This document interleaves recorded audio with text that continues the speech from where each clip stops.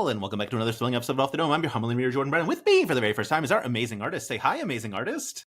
Hi, amazing artist. Sydney, thank you so much. This is so exciting. We're 2 months in to 2025. Your second annual, we'll say, calendar year. But before we get into it, I see it above your shoulder. The most important question I will have for you today: why a framed stock photo of Elijah Wood? Oh, interesting. Yeah, so this is in reference to, I do have a framed stock photo of Elijah Wood that's just always been in my studio. It was a gift from a high school friend. It also has Latin on it.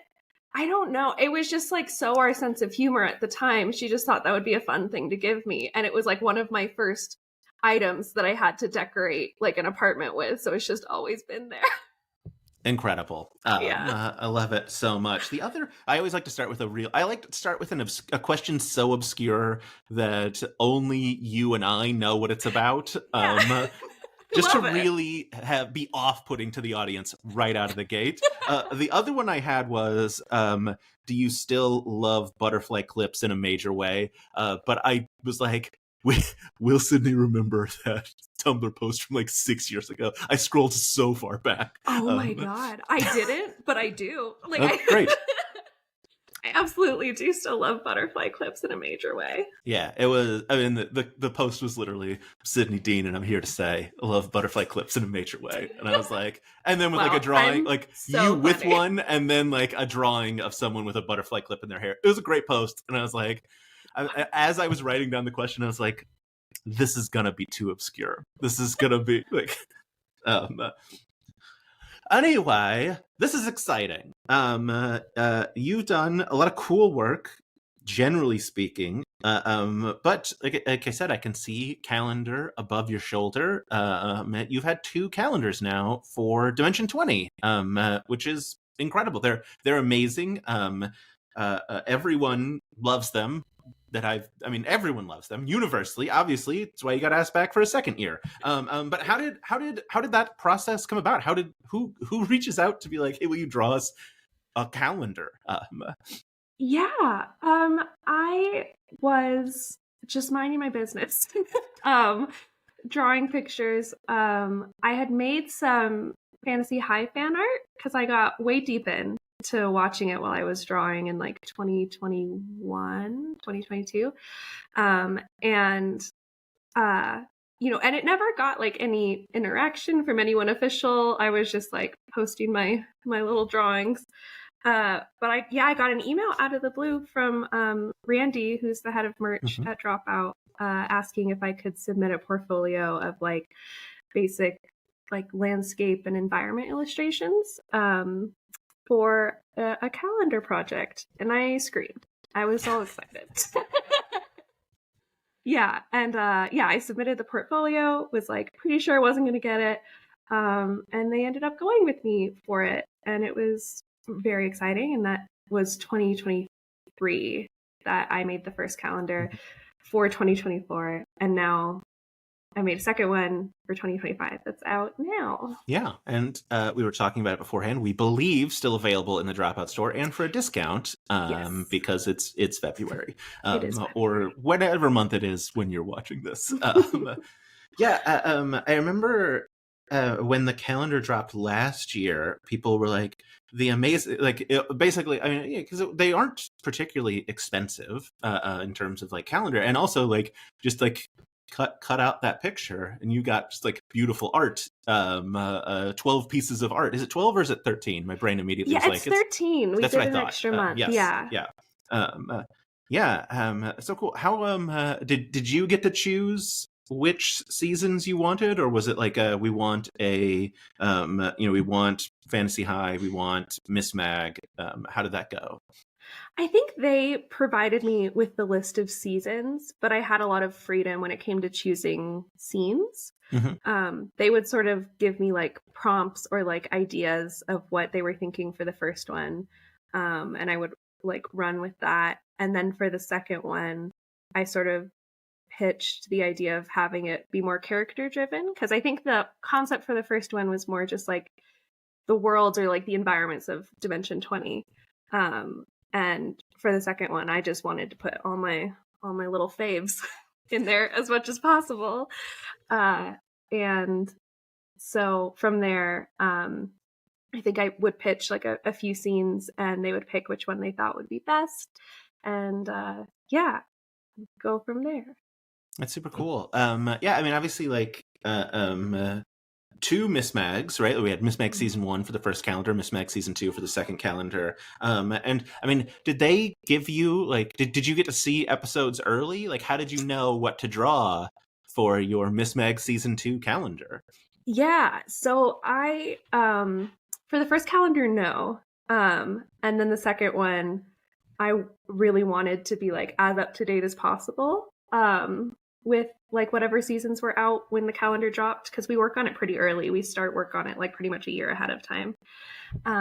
And I think I asked if like what seasons would be out by the time the calendar comes out, and was told it would be Miss Mag and Never Stop Blowing Up, which I hadn't seen yet.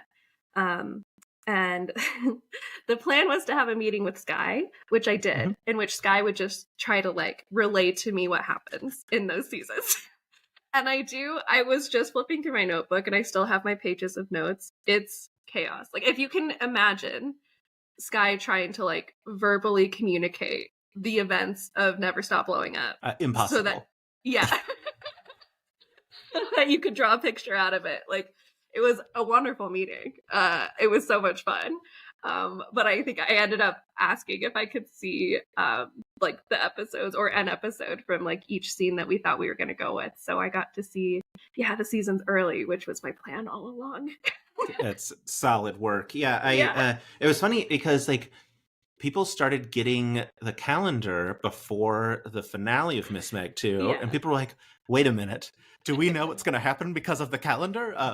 Which was like delightfully charming. Of the I don't want to say like the one time like drop out merch ships early, but like it's very funny that like usually you don't have like merch shipping out that far in advance. But yeah, it's really cool. It also, I mean, besides being the both Miss Mags being stunningly beautiful, I have heard you had specific directions for Miss Mag drawing specifically, which was incorporate fuck TERFs as many times as possible. Yeah. Yeah. What was that? Whose order was that, and how did that come about? That was Sam Reich. I think that was the first time I had communication with Sam Reich. Was the direct sort of idea or pitch. The way Randy worded it was like, only if you'd be comfortable doing this. And I was like, oh my God, this is all, you've made my dreams come true. Like, this is all I want to do. And yeah, the idea was for the first illustration to just like hide it as many times as we could in like trees and branches and flowers. And yeah, it was really fun. I think some people still, like, I still see comments on posts sometimes that are like, this is hanging up in my office and I like never noticed that. So funny. Yeah, because it's a bunch of times. It's a lot of times, yeah. Which is delightful. And then I believe explicitly in the description of like the like Miss Mac, they're like, at the end, they're like, and also just to be clear, which agreed. Fuck TERFs. Agreed. Yeah. Fuck TERFs. I mean, that's gotta make you feel like you're in the right place as an artist when they're like, hey, could you do this very specific thing? Yeah, 1,000%.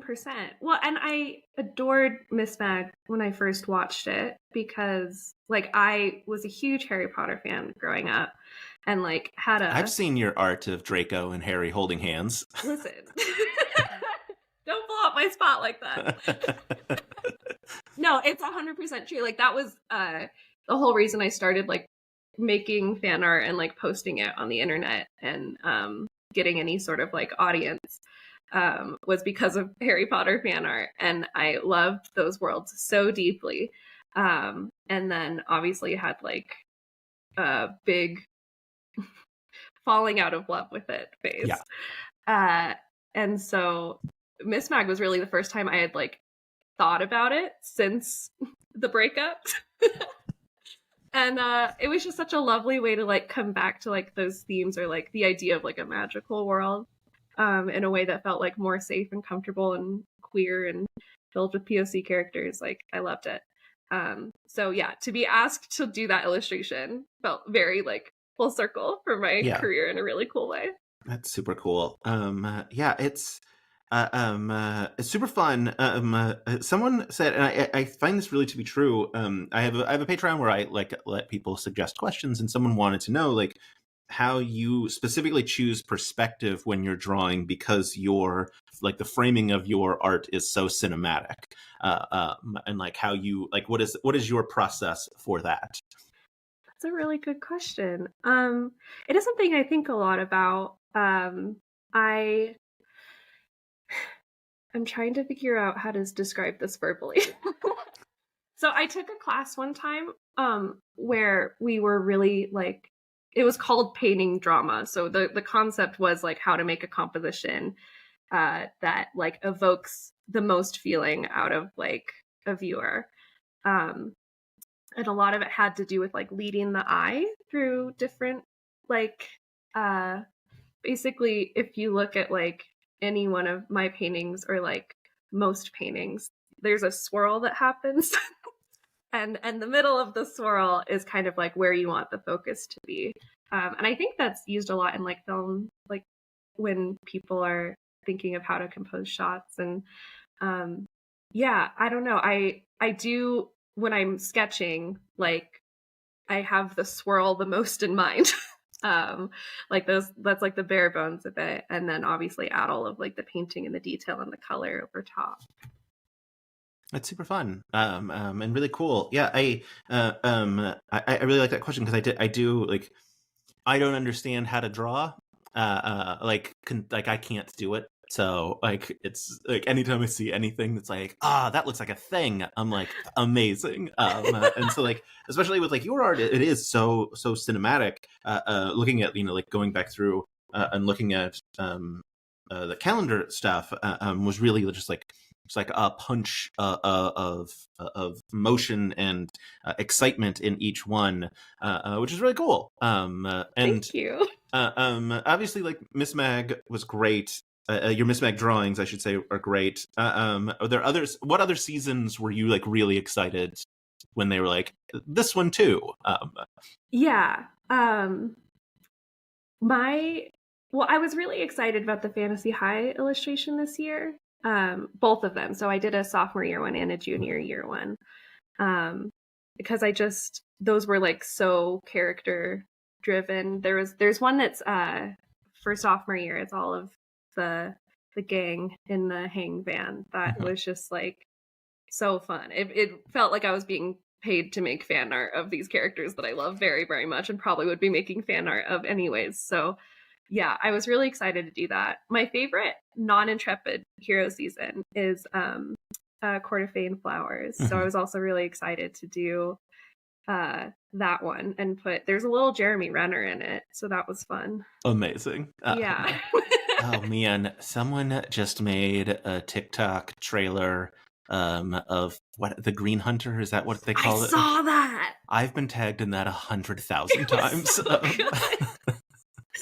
it's fantastic. If you're watching this, you have to stop tagging me in that. I saw it. Free him. Yeah. That's so fun. You also obviously have really other cool stuff. How's Femme for Femme going? Yeah, I made a Femme for Femme sticker yesterday. It's delightful. Thank you. I like the gold. You also have some cool D&D stickers that various die and the things associated with them. Really cool. If folks wanted to get those things, how could they find out about them?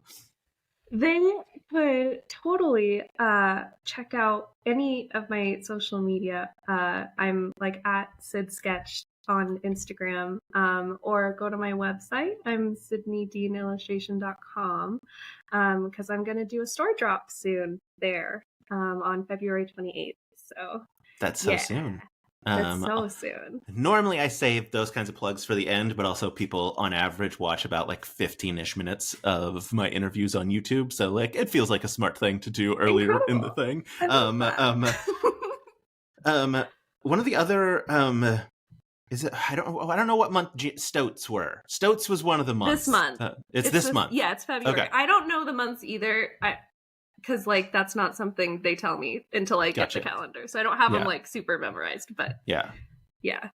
Stoats was February. Stoats, it's also incredible. So much fun. I mean, do you want to like start some beef? What's more fun to draw, a Brennan season or an Bria season?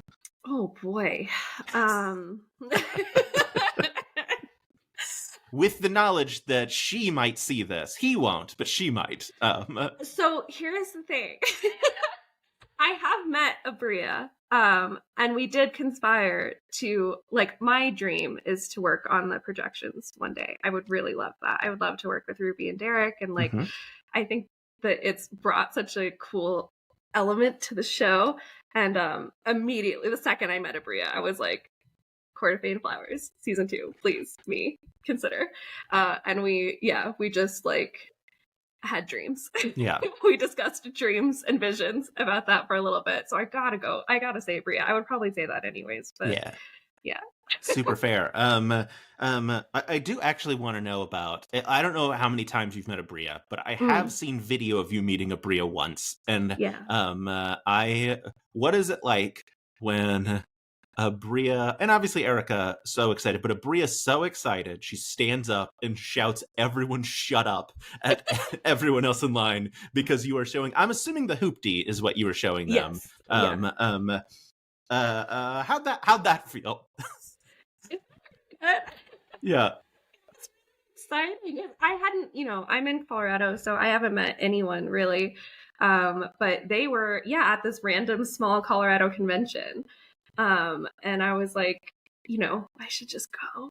I think I decided like day of, and I brought my iPad because I wanted to show them the hoopty. I had just finished the hoopty illustration, maybe a couple weeks before, so I knew they probably hadn't seen it. And I don't even think Miss Mag 2 had been announced yet. So I think that's why they were like so surprised to see like season 2 art being shown to them. But it's just the best. They have the best energy. Like, I just wish anytime I made a piece of art, I could like show it to Erica and Bria and just get that beautiful energy washing over me. It was the best. I love that so much. Yeah, no, Miss Meg hadn't been announced yet. It was one of the other like because folks like me have made not career, because this is not a career, but like a little sliver of the internet where we just really go nuts trying to figure out what's coming up. And it was one of the things where I was like, all right, they've restocked Miss Mag merch. It's there. Erica and Bria are excited about a specific drawing. Like, it was, and we knew an Bria season was coming because I talked to Sky, and they were allowed to confirm that an Bria season was coming. I was like, it's got to be Miss Mag 2. It's got to be, which was exciting. And then like, I also, what are we in right? Oh, Dungeons and Drag Queens 2. I mean, that one wasn't as hard to predict because we knew it was coming, but that was in the trailer, right? Or it was in the it was in the like coming up at some point on Dropout. Dungeons and Drag Queens 2 was on that list, and everyone got confused about when, and that part doesn't matter. Anyway, it was exciting to like. I've gotten the last 2 right. I'm not going to get the next one right, but what do you think the next one's going to be? I don't think it's going to be Intrepid Heroes because they filmed in like November. Because Emily was talking about it on NADPOD that like she and Allie had just gotten back to start playing Magic the Gathering again because they had been filming so much. So I don't think that's enough time for it to be. So I think it's something prior to that, which means it's not Intrepid Heroes, which means I have no guesses. So. Oh. I might know. Yeah. I was just sorry. Okay. Yeah. Yes. Super I thought fair. it was going to be Intrepid Heroes, but now that you're laying it out, I have a different theory that I can't share. But incredible.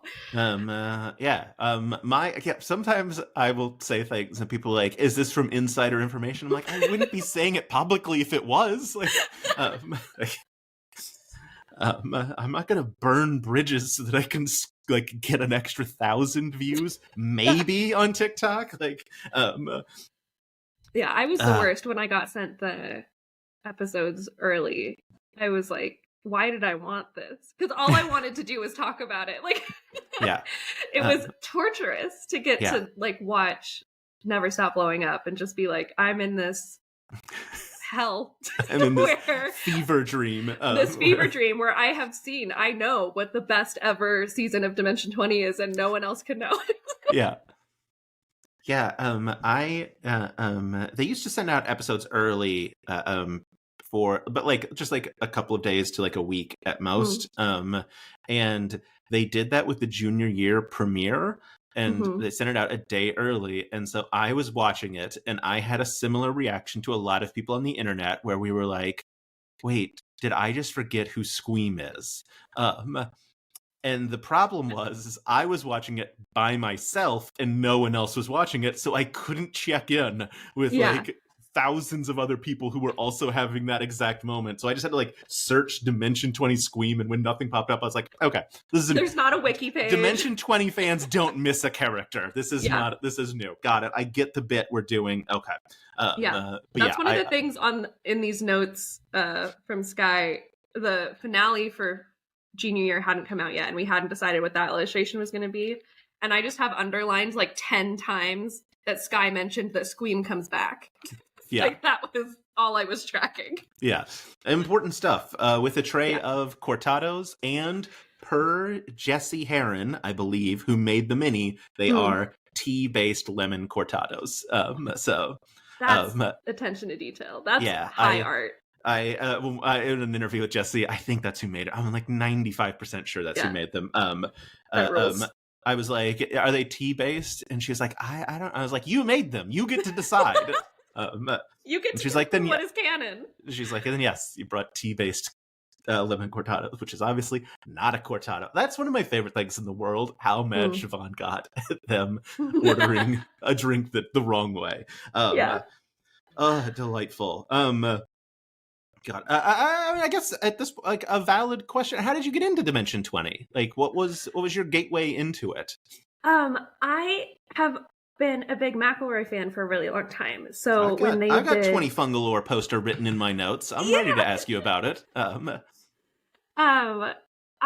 had watched like I think there was a YouTube episode of Tiny Heist. Yep. And was just like kind of immediately charmed by everyone at the table. Like, obviously I knew I loved the McElroys, but I was like, what is this? This thing that they've created where there's minis and like just this whole new medium of like enjoying D&D, which I had fallen in love with through the Adventure Zone. I think I subscribed to Dropout so I could watch the rest of it, and the rest was history. I think as an artist, like if you can just have something to put on while you're drawing that's like, you know, there's visual interest and like that there's minis every other episode and now like projections and all that stuff. But it also can like, you can draw and get work done while exposition is happening. It was just the perfect thing to like binge all of while I was working. That's so cool. I very similar. I was a big McElroy fan first, and watched the first episode of Tiny Heist on YouTube. But unlike you, I was like, well, I guess I'll never see another episode because I'm not paying money. They can't trick me. And then a little while later, I started watching Fantasy High, and on YouTube the swears are bleeped out, and it turns out if to see the rest of a series that you're really excited about, I don't care about paying for money. To see non-bleeped swears, 100% in. I was like, you can have as much money as you want. I cannot handle this. And then it was like $5 or whatever, and I was like, "Oh, great! This is so much cheaper than I expected." I do think like after I watched Tiny Heist, I went to Fantasy High next, and that they got me. I like vividly remember the episode where like all their parents are in danger, and Emily cries at the table, and like I was just so in love with this like. They do such a good job of mixing like empathy and like, you know, like jawbone scenes with Adine, like Yeah. like super poignant, like interesting, in-depth like character exploration with like idiocy, and I love Yeah. that shit. Yeah. Like, I just eat it up. It's so good. Yeah. I say, my wife, the only season my wife has watched and enjoyed, Tiny Heist, because she also loves the McElroys. Oh, So, hell yeah. yeah. Oh man, Justin's Rick Diggins is one of the greatest characters ever created. It's just, Yeah. it's so good. Mhm. It's so good. It should be criminal. But yes, speaking of McElroys, you drew a 20 Fungalore poster. It's so cool. Did. Yeah. I've still. I haven't switched over yet. My profile, I think, everywhere says like Dr. Op-Out heard your wish, and Awesome. and I was like, I just don't want to change it. Yeah. Although now I can't remember what this year is because in my brain it's the tummy buddy. Yeah, I can't I know ever it's forget not Tummy that. Buddy Life. Yeah. Yeah. I know it's not that one. I feel like they're gonna experience this problem Yes. Yeah. consistently. Yeah. But yeah, how did that come about? How did you get to draw the tail end of the Fungalore tour? So on the McElroy website, they have all these emails that you could reach out to for like business inquiries. And like once a year since maybe 2017, I was emailing like, I would love to draw something for you. And then this year, I reached out to Kate May and was like, hey, Kate, we're friends. I know you've worked with the McElroys. Like, how'd you do that? And they were just a total sweetheart and helped me get into contact with the merch person, McKay, with the McElroys. And yeah, I made the 20 Fungalore poster for their last 3 shows of 2024. It was so much fun. They were a dream to work with. Like, yeah, it was awesome. They That's so sent cool. one to me that was signed with nice little notes. Very cool. I know. Yeah, I love that. Yeah, 20 Fungalore is such a good.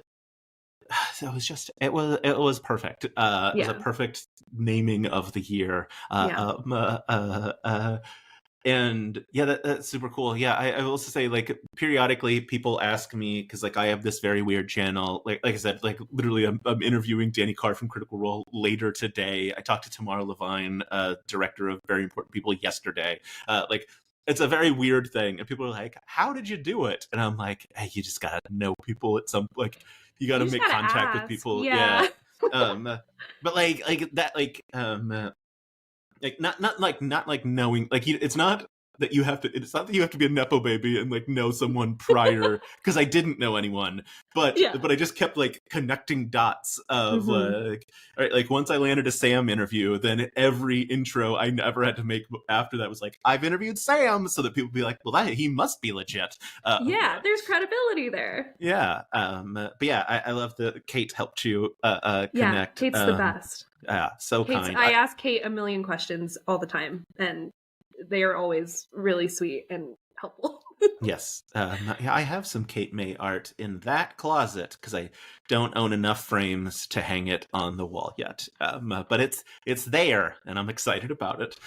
So it's a little goblin man. Incredible. Yeah, it's because they were at Gen Con this last year. I think that's right. Yeah. But yeah, the McElroy thing is super cool. It was also a really cool poster, just generally speaking. It's one of those, like, I don't know if you can see, like, I have some NADPOD posters up here. Oh, I love that. I've always loved that one with the dragon. I want it very badly. Yeah.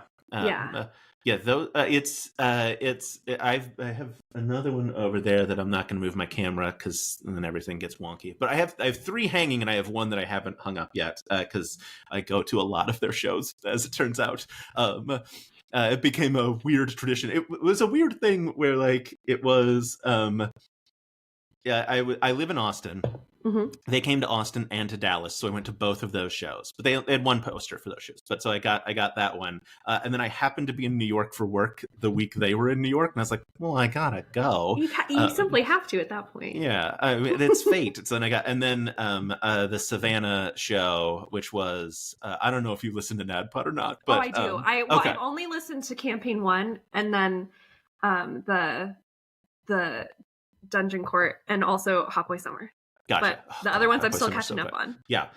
Well, at some point, I don't know. At some point in 2020, when like everything is locked down, Emily starts talking about a restaurant in Savannah that has Red Bull margaritas, and it's Jalapenos, I believe is the name of the restaurant. And so they're like, when we can do live shows again, we're going to rent out a Jalapenos. And obviously they didn't, but they were in Savannah and they had Jalapenos deliver Red Bull margaritas to them, and they drank them on stage in like this like lovely little theater. And it was just, it was rules. It was one of those things where like, it was like, I was like, well, I gotta go to this show. This is the show that was promised. Like, this is the 2020 promise. When we're back, like doing live shows, we'll come to Savannah. And then that one in the corner is the 5-year anniversary show at Carnegie Hall that has like all the characters on it.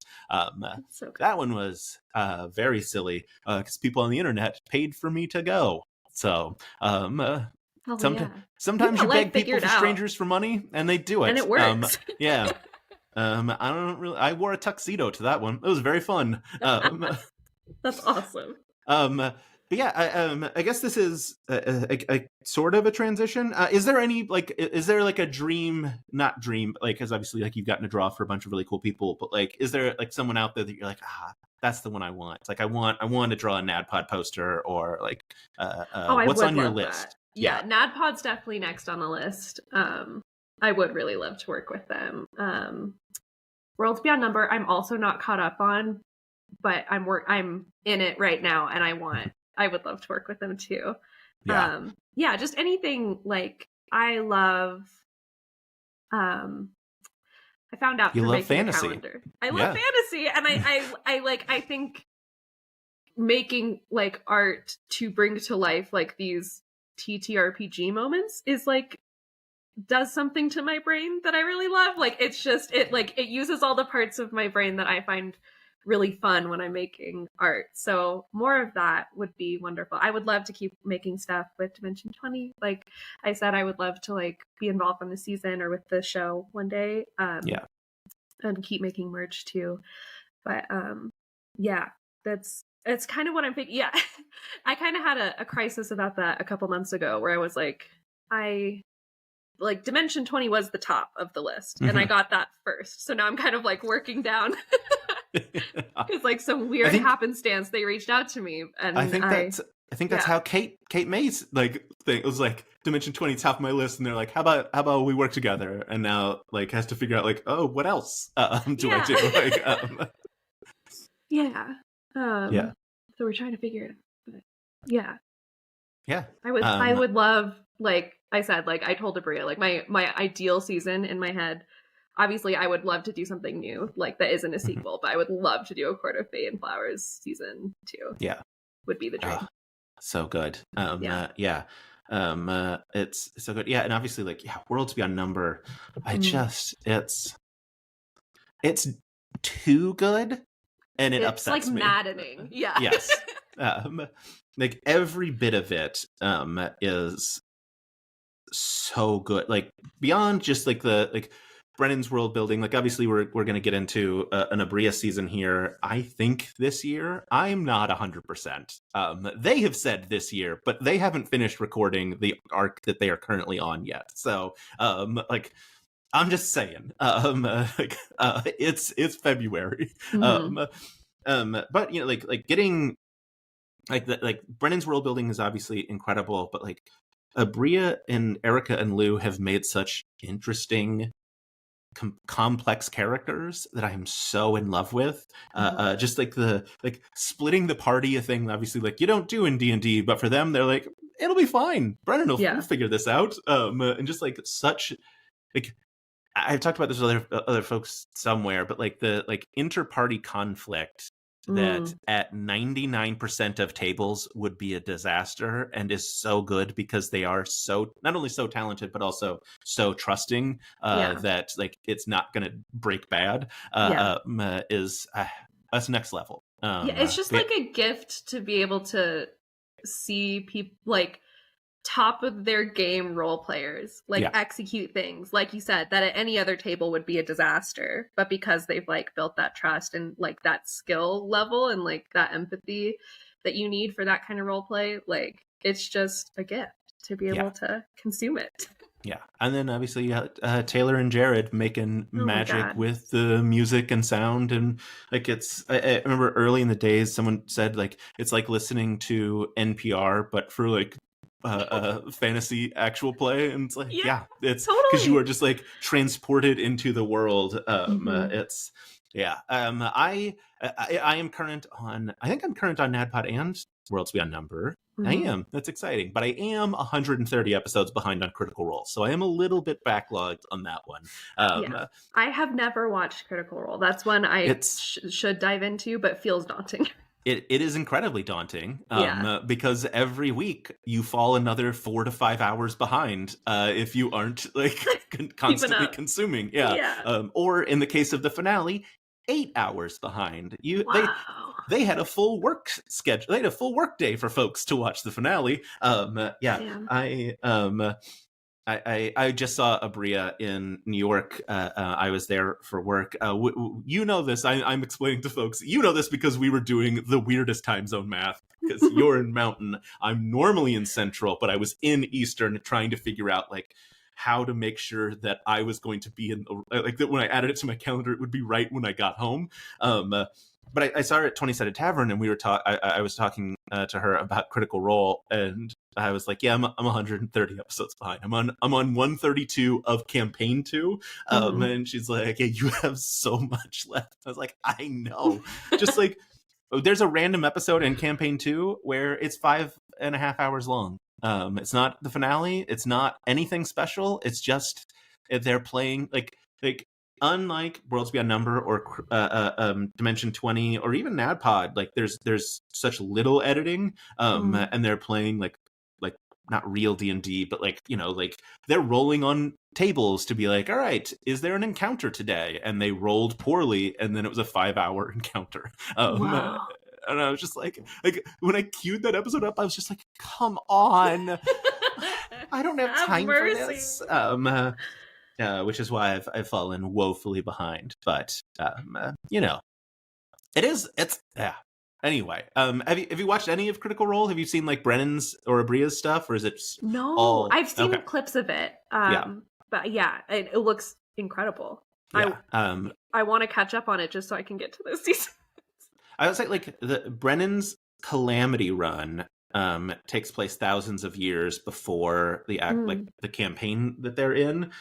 So like there are a couple of like named references that like connect, but I've told this to people like Lou and Luis clearly didn't understand those references, so like if you go into it you can just watch it without having seen anything else, and you will be like some of the players at the table, like Bria, Marisha, Sam and Travis all like locked in when like Brendan said a specific name, but like Lou and Luis are just like, wait, what's happening? Which is delightful. I feel like I'm like that in my own D&D game a lot of the time, because I have the worst memory. I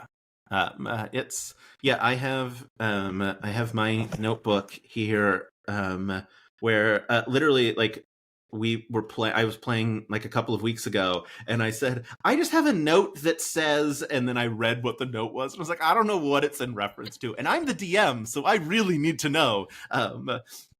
It's super fun. All right.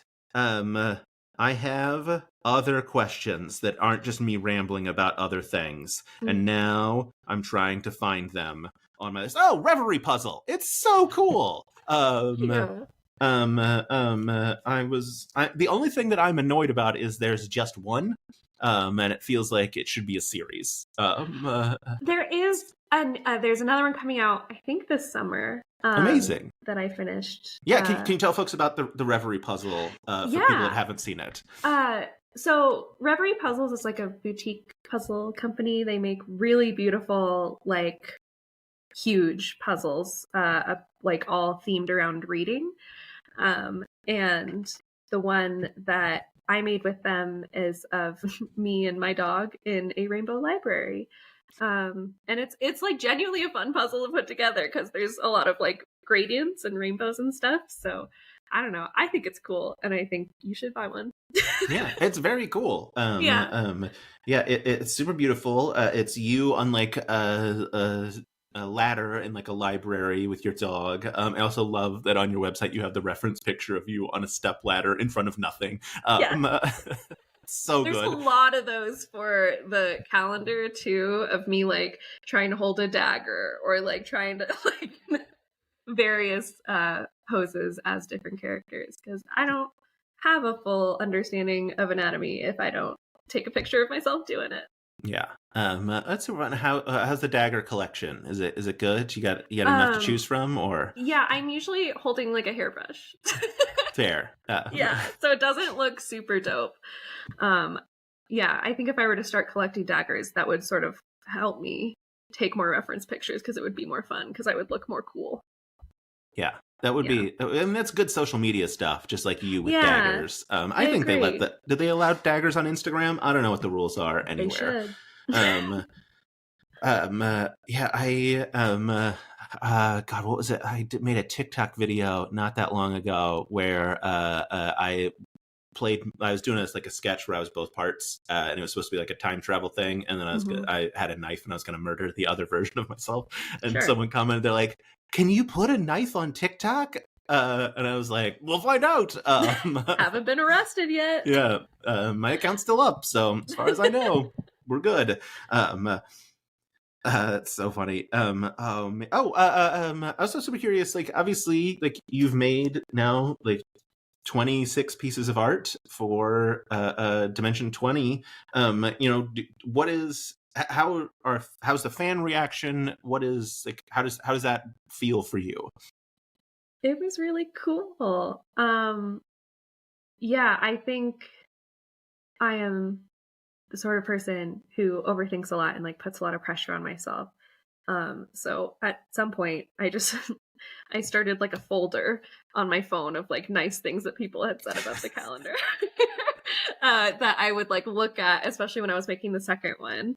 I don't know, Dimension 20 fans are just like so, I feel like, supportive and like giving with their like compliments and enthusiasm and support. It's been like incredible because also I was obviously like a huge fan of the shows, so to be able to like connect with more people that love the same things that I love has been like really special.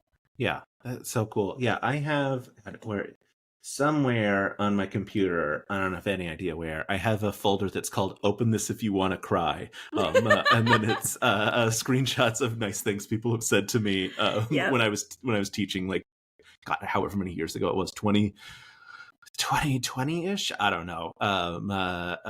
Anyway, you gotta do that stuff because your brain's really good at keeping a log of the bad things, but it's not very good at keeping the log of like the really kind things. Yes. Yeah. So, yeah. It's important. Look, we talked a bit about NADPOD and like Dimension 20. I mean, obviously Emily falls very much into that category of, I think 95% of things about her are positive, but she sees the 5% negative, and that's the thing that like sticks in your brain. And I certainly understand that feeling. But and then like you lose Emily X for posting things on the internet, and it's really annoying and terrible. One, be nice, but two, if you're a human being, remember the nice things people say about you. Yeah, I love that. Just having a folder of like, here's nice things people have said. Yeah, and I will say also just like about the Dropout team, like they have, like Randy in particular, the head of merch, is like so good at his job. Like you can just tell he's worked with a lot of artists and knows like what to say at the exact moment you need to hear it to like keep you going. Because obviously, like, and long-term projects like this, like, not every piece is gonna like get a green light. Like, there's gonna be critiques, there's gonna be changes. And this was the first like long-term project I had done like that with people that I really loved and respected and like wanted to impress. And you know, each time there was like a critique or like a pause point, or let's like return to this and like brainstorm more or whatever. Like, Randy handled it so well and was like so like would say so many nice things to make sure that, like, you know, my confidence stayed up. And Sam too, like he would send me screenshots of like he would send the pieces, like the finished pieces, to like a group chat, like Slack, I guess. And Sam would always say really nice things, and Randy would always send them to me because I think he knew that I needed to see them. Yeah, look, we all need to see them. Yeah. That's so delightfully fun. Yeah, I got to meet Randy in New York as well. Oh, I'm so jealous. I've never gotten to meet Randy. Yeah, it was super fun. It was also very fun because he was like, I don't log into Instagram all that often, and he's like, and then I do, and I'm like, why do I have so many? What are these notifications? Like, oh, Jordan tagged me because he got new merch in the mail, and I'm like, yep, I got a new pin. I'm gonna tag the person responsible for making it. If I knew the artist, I would tag them too. But like, Yeah. I got a new pin. I'm gonna tag Randy. He's the one. He's the reason it exists. Yeah. Like, He's the best. I'm a bigger fan of Randy than anyone else at the company. And my friends, like my art friends, are too, because I would tell them like stories about like how good it was to work with Dropout, and they were like, we need to start a group just called Randy's Fandies. Yeah. As a reference, by the way, I don't know if you watched the Griffin McElroy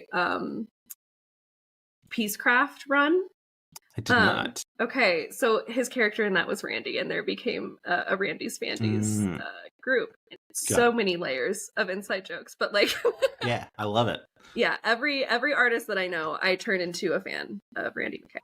Yeah, he's best. He's so great. Yeah, I got to meet him. Tag us. I don't. Can you meet someone twice? I don't know what the. Anyway, I saw him at the Dropout Improv show, and then the next night at Madison Square Garden, I was in line buying merch, and he was walking by, and I was like, "I'm keeping you employed." So nice. That was lovely. And then like. But yeah, super kind, super nice. As is everyone. I guess I got to meet a bunch of people. On that trip, like I got to actually meet Sam for the first time in person. Andrew Bridgman was there as well, who's the chief digital officer. And yeah, it seems important to them that they like care about the people that they work with, which feels good. When it feels good. It's so rare. It's like, it should be obviously like, you know, bare minimum bar for any company, but it's not like it feels so special when you work with Dropout because it is not common. Yeah. Like you are the 61st person I have talked to that has been employed by Dropout in some way, and obviously I've made a very specific niche for myself in talking to folks about this kind of stuff. And yeah, it's I mean, universally people talk about, you know, like the kindness. Like I remember talking to Rashawn Scott when I want to call it Stoats, and that's Burrow's End. That's the name of the season. I would call it Stoats too. I think that's their fault actually, because I think Sky would say that, and then I started saying it. That makes sense. Yes, but like I talked to Rashawn like while Stoats was happening, and she was like, yeah, you know, like for her it was her first time in the Dome, like was feeling the pressure a lot of like, you know, like this is a big deal, and like Shabak, the director of D20, would come in before every episode and was like, you are where you're supposed to be, you're meant to be here, like and like had like a whole deal that he would like talk to the crew and cast about like how so that's it seems to be just like top down, which I think, you know, like starts at Sam and works its way down, which is rare and incredible. As someone who's also worked for film folks for several years, I don't anymore, thank goodness, because Dropout is the exception. Yes. But yeah, it's super fun. Do you other things that we should plug before we run out of time, because we are coming up on the hour? You have a Patreon that people also need to go to Yeah. and subscribe. What's besides where I assume people can find your Patreon, but what do people get from the Patreon? Yeah, so there's 3 tiers: $5, $10, $15. The $5 one, you get a postcard art print every 4 months. The $10 one, you get the postcard, a bookmark, and a sticker. And then the $15, it's an 11 by 14 art print and a bookmark and a sticker. Yeah, or it's every 3 months, not every 4 months. It's every quarter, but yeah. I mean, look, I can't. We've talked about. I can't do math, so I don't know which is a quarter. But yeah, that's amazing. What an incredible deal. $15 for I guess $15 a month, but still for a print every quarter. Yeah, I have a Patreon, and my highest tier is $1,000. I should do that. And it's called the Pay Pig tier, and you get nothing special other than the humiliation of paying that much money. No one has signed up for it. I don't know. So weird. I know, right? Let's see. All right, I want to make sure we've covered everything. We've got Store Drop coming soon. Go sign up for your mailing list to find out. Yes. I mean, I guess you said it's February 28th, but like to get the email to remind you on February 28th. Yes. Sign up for the email list. You got the cool D&D stickers. You got what else is coming to the store? So I have D&D stickers. I'm restocking a lot of like my old prints. The Rainbow Library is like an art print that I'll have in there. And there's like one of my dog wearing a rainbow sweater that's just a sticker that's always sells really well, which I love because it's just my dog. Yeah. But there's that. I'm making some like night core, like queer prints, because I think knights are inherently gay and we should talk about that more. And yeah, there's going to be a Femme for Femme sticker. Yeah, just some gay stuff, some fantasy stuff, some D&D stuff. I love it. Yeah. That's so exciting. And if folks want to find you on the social medias, I know you mentioned your Instagram, but like where can they find you? Yeah, I'm on Instagram, I'm on TikTok, and Twitter sometimes, and Blue Sky under Sid Sketch or Sydney Dean. Amazing. Yeah. You post a lot of really cool behind the scenes, or I should say works in progress type stuff. You're also on Tumblr. I don't know if you're still... I always forget. I am on Tumblr. Yeah. The only reason I know is because I spent a long time scrolling on your Tumblr today. Not really looking at most things. I was just like scroll so far down and then like let go to see like what I I was like spinning a wheel and just like, what do we land on? And it was butterfly clips. It was butterfly clips and Harry Potter. And then incredible. I just kept going. Obviously, and I mean, we talked about it already, but like the Harry Potter stuff, years and years and years ago. It's you're not currently drawing Harry Potter. No. Absolutely amazing. Sydney, thank you so much. This has been an absolute delight. We'll have to talk next year when Calendar 3 comes out, which I don't know if that's a thing that's happening, but it has to. Randy. All right. I don't know how to end the interview, so I'm just going to hit stop recording. Love.